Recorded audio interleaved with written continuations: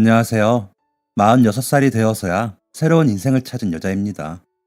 저는 올해 중학교 3학년이 된 아들과 단 둘이서 살림을 꾸려나가고 있는데요.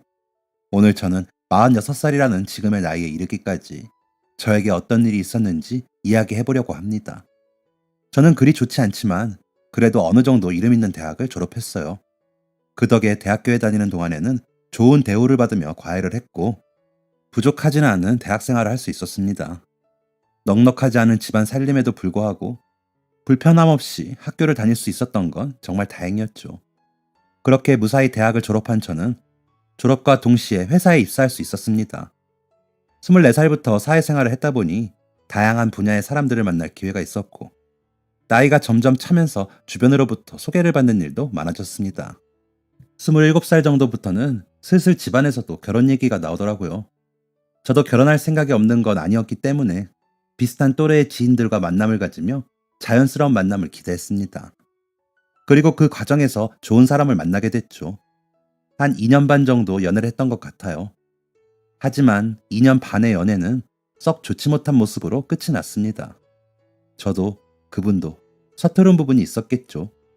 쓰린 아픔을 남긴 마지막 이별은 저에게 결혼은 무조건 나보다 나이가 많고 성숙한 사람과 해야 한다 라는 교훈 아닌 교훈을 가져다 주었어요. 그리고 이별의 아픔으로 힘들어하고 있을 때 우연히 남편을 만나게 됐습니다.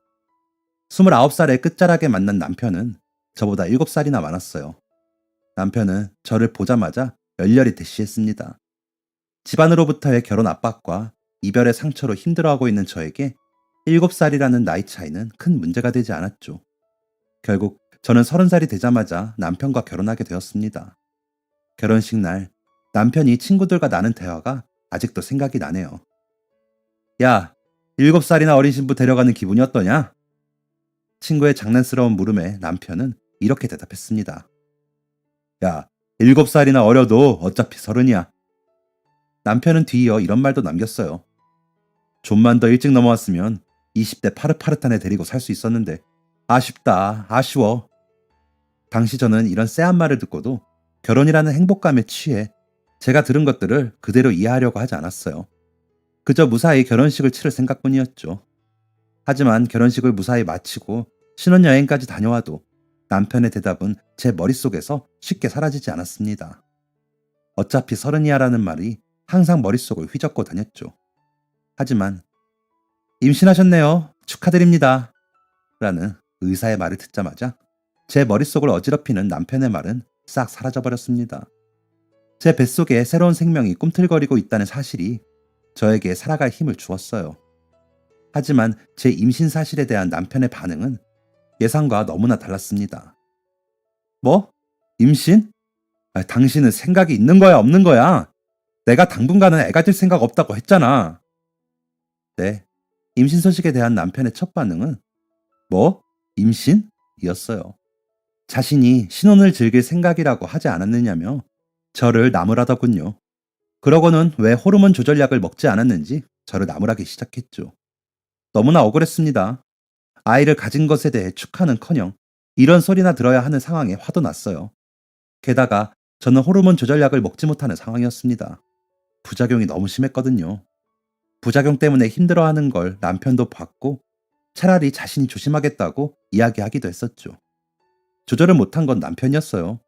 그런데 왜 아이를 가졌냐며 제 탓을 하다니. 모든 책임을 저에게 전가하는 것 같아 속상한 마음에 눈물부터 났습니다. 닭똥 같은 눈물을 뚝뚝 흘리고 있으니 남편은 가지가지 한다며 문을 박차고 집을 나가기까지 했어요. 남들은 아이를 가지면 이런저런 축하도 받고 남편에게서 온갖 여왕인 대접을 다 받는다고 하는데 제 임신 기간은 외로움 그 자체였습니다. 그런 저를 버티게 해준 건 점점 불러오는 배와 배에서 느껴지는 작은 진동이었어요. 그렇게 시간이 흘러 직접 마주한 저의 아이는 너무나 작고 소중했습니다. 이 아이가 내 배에서 나왔다는 게 믿기지 않았어요. 저는 임신 기간 내내 저를 냉대했던 남편이 아이도 차갑게 대할까봐 걱정했지만 생각 외로 남편은 태어난 아이에게 자상했습니다. 아이는 태어났을 때부터 남편과 붕어빵이었거든요. 저는 아들을 향해 흐뭇하게 미소 짓는 남편을 보며 뱃속에 있을 때는 자기 자식이라는 자각이 안 든다더니 태어나 보니 또 다른가 보구나 라는 생각을 하며 다시금 행복을 되찾았습니다. 하루가 다르게 커가는 아이는 그 어떤 것과도 바꿀 수 없는 행복을 주었어요. 남편은 자영업을 하는 사람이었기 때문에 육아에 적극적으로 임하지는 못했지만 도우미 아주머니를 풀타임으로 붙여주며 나름대로 최선을 다해주는 듯했어요. 그렇게 남편과도 적당히 좋은 관계를 유지하며 화목한 가정을 꾸려나갈 수 있었습니다. 하지만 문제는 아이가 8살이 되던 해에 발생했습니다. 바로 제 건강에 큰 문제가 생긴 것이었죠. 아이가 초등학교에 입학하면 예전에 일했던 분야로 재취업을 할 계획이었던 저에겐 청천벽력 같은 소식이었습니다. 결국 저는 남편과의 상의 끝에 지방에 있는 친정으로 가서 요양을 하기로 결정했어요. 이런 상황에서 제가 가장 걱정했던 건 제가 아니라 이제 곧 학교에 입학하는 저의 아들이었습니다. 남편은 제가 아이를 데려가길 원했어요. 그래도 애엄마가 애 옆에 있어야지. 친정 쪽으로 가면 장인 장모님도 있으니까 당신이 혼자 애를 보진 않을 거 아니야. 하지만 저는 아이를 서울에 남겨두길 원했습니다. 나쁜 엄마라고 생각하실 수도 있겠지만 사실 저에게는 아이의 교육이 무엇보다 중요하다는 인식이 있었거든요. 물론 지금은 아이의 행복이 우선이라는 것을 그 누구보다 잘 알고 있습니다. 무엇보다 병원에서 1, 2년 정도만 푹 쉬고 나면 사회생활에 큰 무리가 없을 정도로 건강이 회복될 것이다 라는 이야기를 들었기 때문에 그 시간만 버텨보자 라는 생각이 있었죠. 1, 2년 후면 다시 돌아올 텐데 내 3학년 되면 다시 전학시키라고? 당신도 알잖아. 친정에 있는 학교는 너무 작고 시골이야. 거기서 학교 다니다가 서울에서 적응하기 힘들 거야. 남편과는 여러 차례 실랑이가 있었지만 남편은 저의 고집을 꺾지 못했습니다. 아이는 엄마와 떨어져야 한다는 사실을 쉽게 납득하지 못했지만 제가 큰 수술을 한번 겪고 난 후에는 군소리 없이 저를 보내주었어요. 이제 갓 초등학교에 입학하는 아이가 입을 앙 다물고 저를 보내주는 그 모습에 가슴이 미어질 듯 아팠지만 어쩔 수 없었죠. 그저 하루빨리 건강이 회복되어 집으로 돌아올 생각을 하며 아이를 눈에 담을 뿐이었습니다. 그래도 요양을 핑계로 아이에게 소홀하진 않았어요. 매일 전화로 안부를 묻고 영상통화를 했죠. 학교는 어떻고, 학원은 어떻고, 친구 관계는 어떻고, 매일 1시간씩은 오롯이 아이와 수다를 떨며 하루를 보냈던 것 같아요. 그리고 2주에 한 번 정도는 남편이 아이를 데리고 제가 지내고 있는 친정집으로 찾아오기도 했습니다.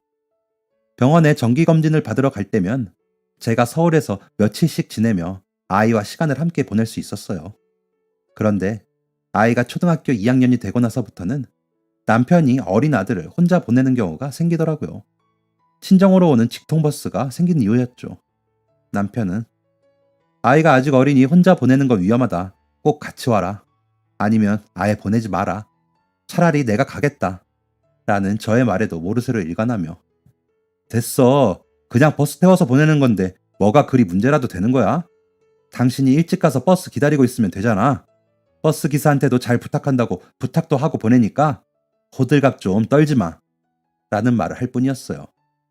저는 홀로 버스를 타고 터미널에 도착한 아이에게 희도야, 이렇게 혼자 오는 거 무섭지 않아? 혼자 오는 게 무서우면 안 와도 돼. 엄마가 갈게. 라고 물어보았지만 희도는 아니야, 엄마 아프잖아. 어떻게 오는지도 잘 알고 버스 기사님들도 잘해주셔. 그리고 엄마가 서울로 안 와도 돼. 괜찮아. 라고 말할 뿐이었어요. 친정으로 온 희도는 할머니 할아버지를 무척 반기며 매우 행복해했기 때문에 무턱대고 오지 말라고 막을 수가 없었습니다. 무엇보다 남편에게 이번에도 희도 혼자 보내면 가만 안 있을 거다. 혼자 보낼 거면 절대 보내지 마라. 라고 말한 뒤 남편이 말도 없이 희도를 버스에 태워 보낸 일이 몇 번 생기자 이럴 거면 차라리 말하고 보내는 게 낫지. 라는 생각을 하게 되더군요. 남편의 행동은 누가 봐도 이상한 행동이었습니다. 제가 가는 것도 맞고 아이를 무작정 버스 태워 보내고 게다가 남편은 가게 경영이 힘들다는 이유로 매달 보내는 생활비의 액수도 점차 줄이더니 이내 아예 안 보내기까지 했어요. 그런데 여기까지는 불만이 없었습니다. 실제로 자영업을 하다 보면 잘 안 되는 날도 있을 수 있으니까요. 저한테 보내줄 돈으로 희도 맛있는 거 하나 더 사주면 그걸로 된다고 생각했죠. 이런 상황 속에서 제 건강은 나날이 좋아졌습니다. 큰 수술이긴 했지만 수술도 무사히 잘 끝났고 경과도 좋았기 때문이었죠. 덕분에 희도가 고학년이 되고 나서부터는 제가 서울로 찾아가는 날이 점점 많아지기 시작했습니다.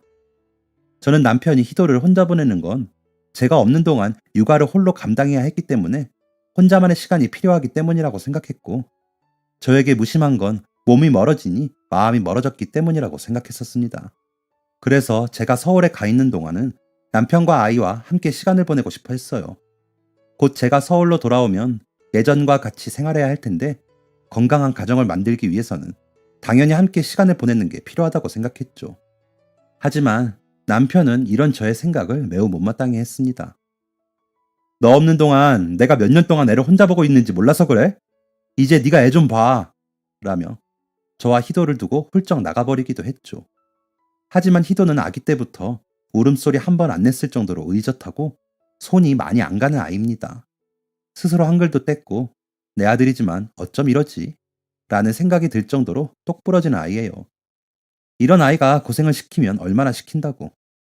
육아가 힘들다고 오랜만에 찾아온 아내와 아들을 따로 두고 나가는지 이해가 가지 않았죠. 게다가 장사가 잘 안 된다며 앓는 소리를 했던 건 잊어버렸는지 남편의 차는 못 보던 외제차로 바뀌어 있기까지 했습니다. 이상한 것 투성이었지만 남편과 싸우며 시간을 버리기에는 아들 희도와의 시간이 너무나 소중했습니다. 저는 남편에게 하고 싶은 말을 꾹꾹 참으며 아들과 시간을 보내는데 집중했어요. 그런데 희도는 하고 싶은 말을 애써 꾹꾹 참는 아이가 아니었습니다. 올해 봄, 날이 좋아서 희도와 함께 공원으로 피크닉을 갔던 날이었죠. 돗자리를 펴고 각자 챙겨온 책을 읽기로 했는데 희도는 그날따라 책을 펴지 않고 한참을 앉아 흐르는 강물을 바라보고 있었습니다. 희도야, 왜 책을 안 읽어? 오늘따라 흥미가 안 생기니? 엄마랑 자전거나 탈까? 제 질문을 들은 희도는 무언가 결심한 듯이 제 눈을 똑바로 쳐다보며 말했습니다. 엄마, 드릴 말씀이 있어요. 이제 갓 초등학교 5학년이 된 아이의 눈빛에서 흘러나오는 결연함에 저는 괜히 긴장하고 말았어요. 침을 꿀꺽 삼키고 희도를 보고 있자 희도는 담담한 음성으로 이렇게 말했습니다. 엄마, 아빠가 바람을 피우고 있어요. 이제 초등학교 5학년인 희도는 바람과 불륜이 무엇을 의미하는지 정확하게 알고 있었습니다. 이것만으로도 놀라운 일인데 남편의 불륜 사실을 이렇게 담담하게 이야기하다니. 이 말을 담담하게 꺼낼 때까지 희도가 얼마나 상처를 받았을지 미안한 마음뿐이었습니다.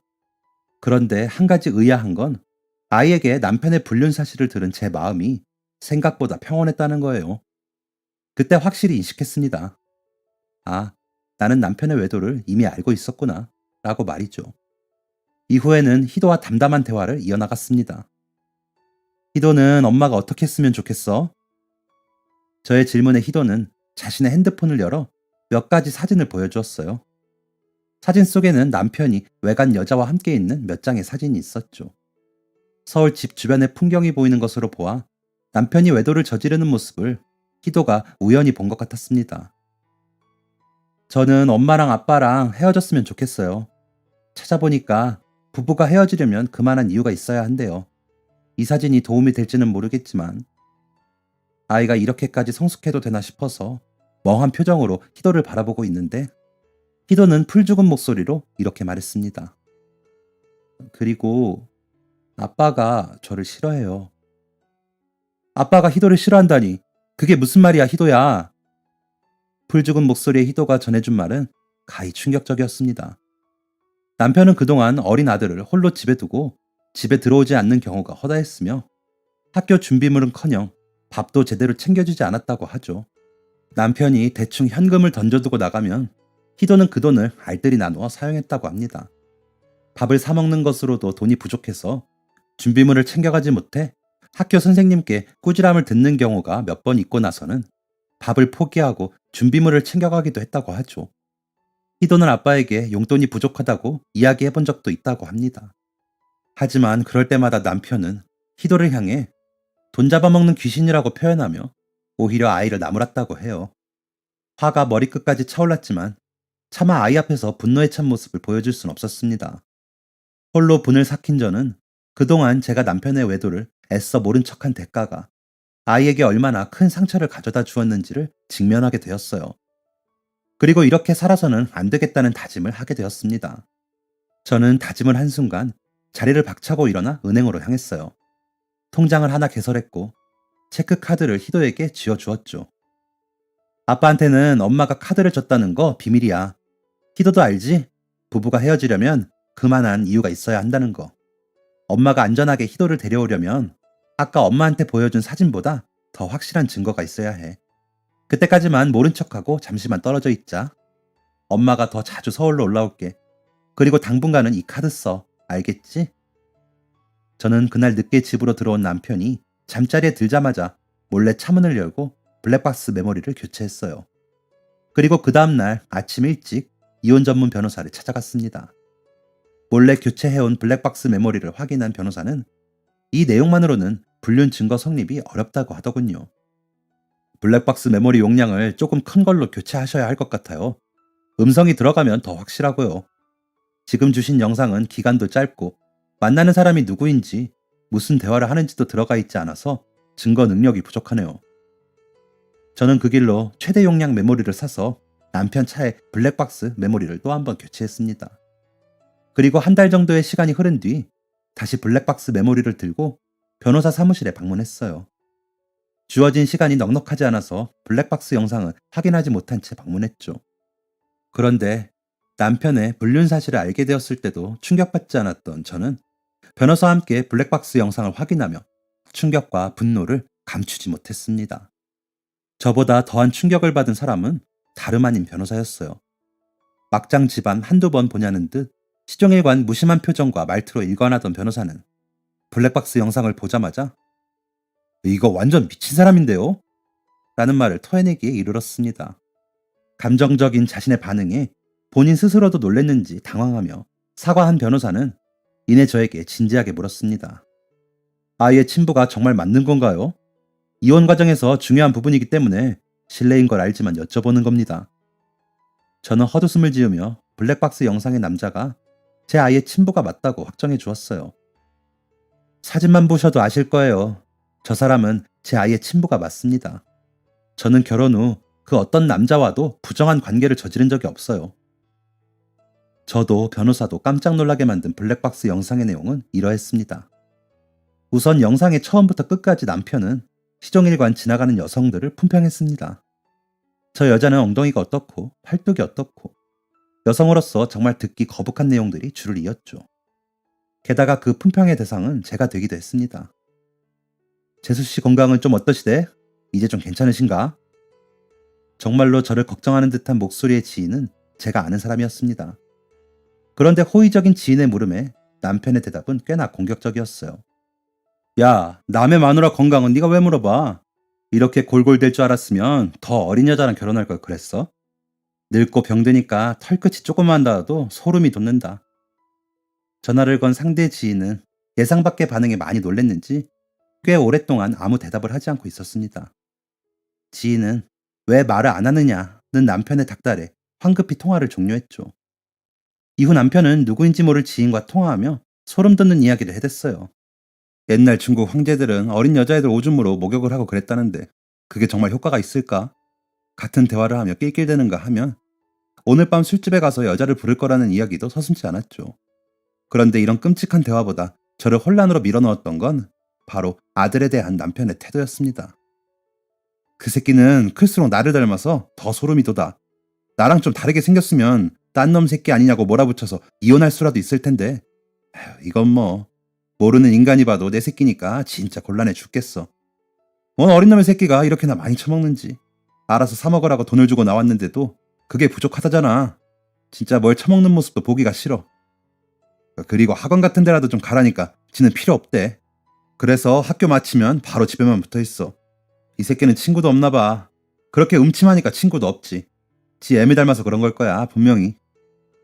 본인의 피를 이어받은 아들이 자신을 닮은 당연한 이치를 소름 돋는다라고 표현하고 최소한의 생계 유지도 안 될 정도의 용돈밖에 안 주고는 먹는 것도 꼴보기 싫다고 표현하고 엄마와 아빠가 혹시나 자신 때문에 고생할까봐 학원도 다니지 않고 밖으로 나다니지도 않는 속 깊은 아이를 향해 음침하다고 표현하는 남편은 인간으로 보이지도 않았습니다.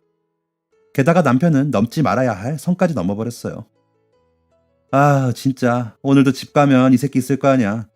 진짜 어디 가다가 차에 치여서 확 죽어버릴 순 없나? 그런 거 대신 해주는 데 없냐? 낄낄거리며 인간 같지도 않은 말을 하는 남편의 이야기를 들은 변호사는 그 즉시 영상을 멈추고 저에게 말했습니다. 아이부터 데리고 나오시죠. 저도 100번 동의했습니다. 저는 설마 남편이 아무리 막장이라도 지 새끼를 이렇게 대할 줄이라고는 상상도 하지 못했어요. 아니 어떻게 사람이 자기 자식한테 저런 맹목적인 비난을 퍼부을 수가 있을까요? 그리고 저런 짙은 악의가 어떻게 자기 자식에게 생길 수가 있는 것인가요? 지금 생각해도 충격적이네요. 변호사와 저는 영상을 뒤이어 재생했습니다. 영상 속에는 남편이 외간 여자를 차에 태우고 음담패서를 주고받는 내용이 고스란히 담겨 있었습니다. 구역질을 참으며 영상을 지켜보고 있자 변호사는 자신이 녹취록을 정리할 테니 힘들면 굳이 보지 않아도 된다고 하더군요. 배려에 감사하며 저는 아이를 데리러 곧장 서울 집으로 향했습니다. 저는 희도가 하교할 때까지 아이의 짐을 챙겼고 아이가 도착하자마자 친정집으로 향했습니다. 학교에 연락해서 자초지종을 설명한 뒤 당분간 등교를 못하게 됐다고도 설명했죠. 방학이 얼마 남지 않아 다행이었습니다. 이후 변호사에게 받은 녹취록에는 남편이 여러 여자를 만나 부정행위를 저질렀다는 사실이 담겨 있었습니다. 남편의 불륜 사실이 확실하게 밝혀지는 순간이었죠. 변호사는 그동안 수집한 증거를 가지고 곧장 이혼소송을 제기했습니다. 당연히 이 사실을 안 남편은 집으로 찾아와 난동을 부렸어요. 아이는 다른 곳에 피신시켜두어서 다행이었지 하마터면 아이에게도 큰 화를 입힐 뻔했습니다. 남편이 찾아올 때마다 경찰에 신고해서 증거를 만들고 전화 오는 것은 피하지 않고 받아 녹취 증거를 만들고 그 과정에서 건강이 다시 악화되어 피를 토하는 경우도 있었습니다. 하지만 멈출 수는 없었어요. 대충 좋게 해결하고 넘어갈 수도 없었습니다. 저는 엄마니까요. 불륜과 남편이 아이를 제대로 양육하지 않았다는 증거가 이렇게 확실한데도 이혼은 쉽지 않았습니다. 남편은 시어머니까지 등에 업고 기세가 등등했어요. 시어머니도 동네 장사를 하는 사람이었는데 꽤 재력이 있었거든요. 온갖 변호사를 선임해서 내 아들에게 절대 흠을 남기지 않고자 노력했습니다. 시어머니는 제가 없는 틈을 타 친정으로 와서 온갖 악담을 퍼붓곤 했어요. 집에 여자 한 명 잘못 들였어. 우리 귀한 아들이 무슨 고생이야? 하자 있는 거 데려다가 치료시켜주고 돌봐줬더니 돌아온다는 게 뭐? 이혼소송? 지금 소송을 걸어야 할 사람이 누군데? 양심 있으면 지금이라도 똑똑히 자식 교육시켜서 정신 차리게 만들어. 알겠어? 그럴 때면 저희 부모님은 항상 죄인이었습니다. 부모님께 죄송한 마음에 홀로 눈물을 흘리고 있을 때 희도가 조심스럽게 제 방문을 열었어요. 아이는 또다시 핸드폰을 손에 쥐고 있었습니다. 엄마, 이게 도움이 될지는 모르겠는데 희도가 전해준 것은 다름 아닌 녹음본이었습니다. 녹음본을 들어보니 익숙한 시어머니의 음성이 들리더군요. 저거만 아니었으면 우리 아들 멀쩡한 여자한테 세장가 될 수 있는 건데. 에휴. 네, 시어머니는 아픈 저와 남편을 이혼시키는데 희도가 걸림돌이 된다고 생각하고는 틈만 나면 아이에게 이와 같은 말을 하고 있었던 것이었어요. 게다가 남편의 외도를 알고 있는 듯 말을 하기도 했습니다. 지금 그 아가씨 만나서 세장가 들면 딱 좋은데 애 딸린 남자는 싫다고 하니 아유, 그냥 알아서 떨어져주면 참 좋겠구먼. 인간 같지도 않은 이 두 모자의 행태에 저는 또 한 번 결의를 다졌습니다. 이혼 조정 당일 남편은 변호사를 대동한 상태로 와서 재산 분할도 양육비 지급도 해줄 수 없다고 단언했어요. 저 여자가 저한테 돈을 줘야 하는 거 아닙니까? 골골거리는 거 데려다가 병원비 대줘, 약값 대줘, 애도 봐줘. 내가 얼마나 헌신적인 남편이었는데? 당신이 내 병원비를 댔다고? 내 병원비는 내가 냈어. 그동안 내가 모아둔 돈으로 냈고 그 외의 비용은 보험 처리됐는데 당신이 병원비를 냈다고? 양심이 있는 거야? 이 말은 전부 사실이었기 때문에 저는 그동안의 보험금 지급 내역과 병원비 납입 증명서를 제출했습니다. 법원도 이 부분에 대해서는 제 손을 들어주었어요. 무엇보다 나 혼자 낳은 아이니? 당신 아이이기도 하면 당신이 양육하는 건 의무야.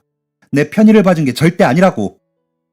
이 부분에 대해서도 법원은 저의 말에 동의해 주었습니다. 하지만 남편은 정신을 못 차리고 앞뒤 분간을 못하는 말을 해댔어요.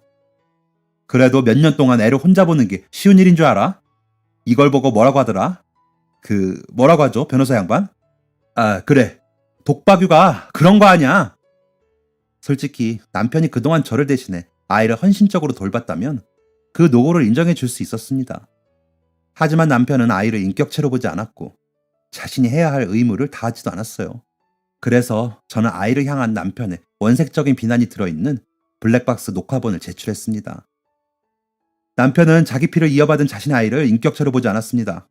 죽어버렸으면 좋겠다, 소름 끼친다 같은 말을 자기 자식에게 서슴없이 하는 아버지가 진짜 아버지일까요? 무엇보다 남편은 아이에게 제대로 된 양육자의 역할을 하지 않았습니다. 저는 뒤이어 제가 개설한 아이의 체크카드 통장 사본을 제출했습니다. 아이가 그동안 잘 자랄 수 있었던 것은 남편의 노력이 아니라 너무 빨리 어른이 되어버린 아이의 덕입니다. 고작 초등학생인 아이에게 밥도 제대로 차려주지 않고 기본적인 생활이 어려울 정도의 용돈밖에 주지 않는 사람이 어떻게 양육자의 의무를 다했다고 볼 수 있나요? 이 부분에 대해서 법원은 당연히 저의 손을 들어주었습니다. 남편은 자신의 변호사에게 어떻게든 해보라는 듯 닥달을 했지만 남편의 변호사는 너무나 확실한 증거에 비슷한 말만 반복할 뿐이었어요. 저의 변호사는 제가 잔뜩 흥분해 있자 잠시 감정을 추스르 하며 저를 밖으로 내보냈습니다. 밖에서 마음을 추스르며 물 한 잔을 마시고 있는데 화가 난 남편이 저를 뒤따라 나오더군요. 그러고는 물을 마시고 있는 저에게 이런 상황에서 물이 넘어가? 라며 대뜸 화를 냈습니다. 대꾸할 가치를 못 느낀 저는 남편을 지나쳐가려고 했죠. 그런데 그때 남편의 커다란 주먹이 저의 얼굴을 가격했습니다. 이게 뭐지? 라는 생각이 들며 상황을 파악하기도 전에 이 모든 상황을 목격한 변호사 덕에 남편의 행동은 저지되었습니다. 화를 참지 못하고 발악하는 남편은 보안 요원으로 보이는 분들에게 끌려나갔어요. 그러면서도 남편은 소리를 질러댔습니다. 놔! 내가 내 마누라 손 좀 보겠다는데 니들이 뭔 상관이야? 놔! 너네 내가 누군지 알아? 삼류 영화의 악당도 안 할 것 같은 남편의 말을 들으니 웃음밖에 나지 않더군요. 입안이 터져 피맛이 났지만 사실 그 일 덕에 저는 깔끔한 이혼을 할 수 있었습니다. 그런데 그 과정에서 남편이 저희 부모님을 협박해 대출을 받았던 사실이 드러났어요. 하자 있는 딸내미 데려갈 사람이 어디 또 있을 것 같아요? 지금 그쪽 딸내미 뒷바라지하느라 사는 게 팍팍하니까 아픈 딸 버림받는 거 보기 싫으면 2억 준비해서 보내요. 라는 협박이었죠. 순수한 시골분이셨던 부모님은 그 돈을 겨우 마련해서 남편에게 보내셨고 그 과정에서 생긴 대출 이자를 갚고 계신 상황이었습니다. 저는 이 상황을 해결하기 위해 남편이 만난 불륜녀들을 이용하기로 했습니다. 남편이 만난 불륜녀 중 몇 명은 남편 지인의 아내들이었어요. 저는 그 아내들에게 위자료 청구 소송을 걸었습니다. 위자료 청구 소송에 불응하면 남편들에게 사실을 알리고 함께 책임을 지게 하겠다는 적절한 근거도 섞어서 말이죠.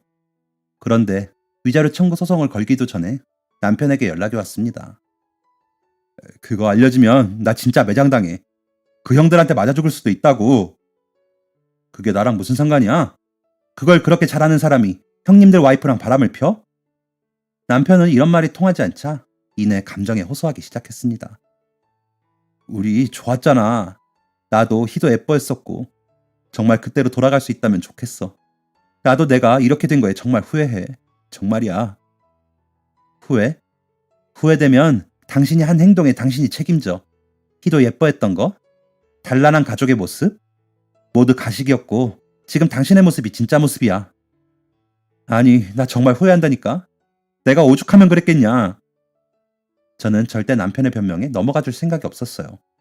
과거에 우리 가족이 어땠든 선을 넘은 건 남편이었고 남편은 그에 대한 책임을 져야 했으니까요. 신랑의 끝에 남편은 결국 위자료 청구 소송을 걸지 않는 대신 본인이 2억이라는 금액을 상환하고 그동안 생긴 대출이자를 모두 갚겠다는 각서를 쓰게 되었습니다. 한 가지 더, 위자료 청구 소송은 하지 않았지만 남편이 지인의 아내들과 부정행위를 저질렀다는 것은 자연스럽게 소문이 났어요. 발 없는 말이 천리를 간다는 게 정말 사실이더라고요. 남편은 동네 장사를 하는 사람이었는데 이런 소문의 역풍을 제대로 맞아 이혼한 지 2년 만에 쫄딱 망했습니다. 시모도 마찬가지라고 해요. 자식을 어떻게 키웠길래 그래? 뭐 심은데 뭐 난다고. 그렇게 안 보이더니 정말 실망이네.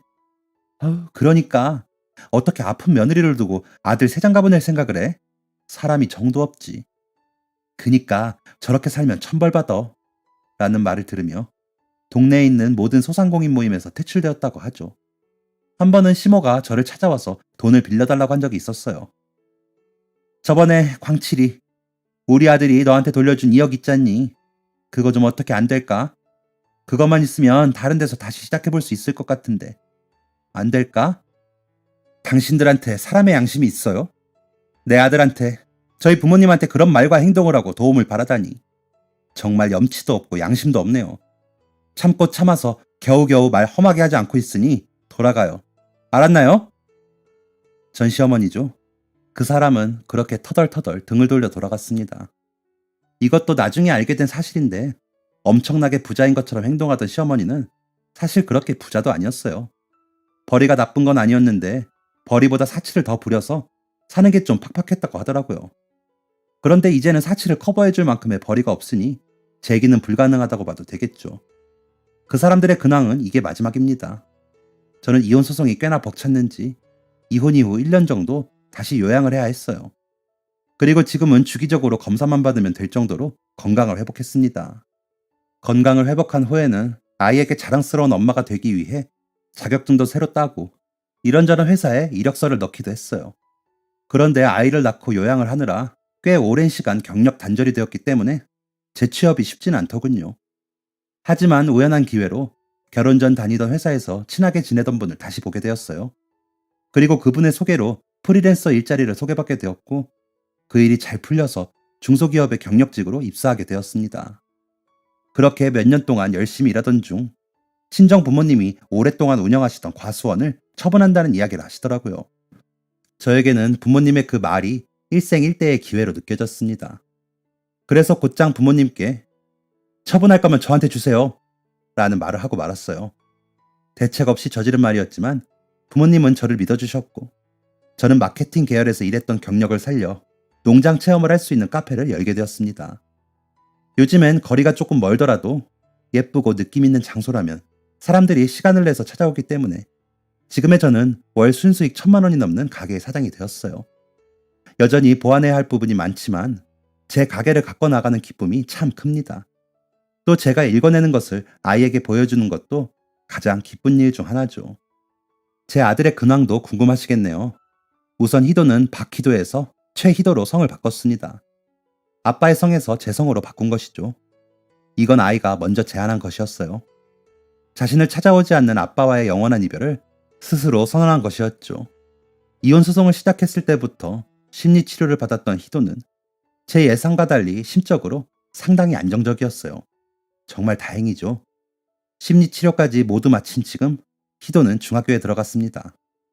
그리고 지금까지 전교 1등을 단 한 번도 놓친 적이 없죠. 너무 어린 나이에 엄마가 큰 짐을 지워준 것 같아서 미안하다고 표현하면 괜찮다고, 나는 엄마가 건강해진 것만으로도 다행이라고 표현하는 우리 아들. 희도에게는 미안하고 엄마가 사랑한다고 말해주고 싶네요.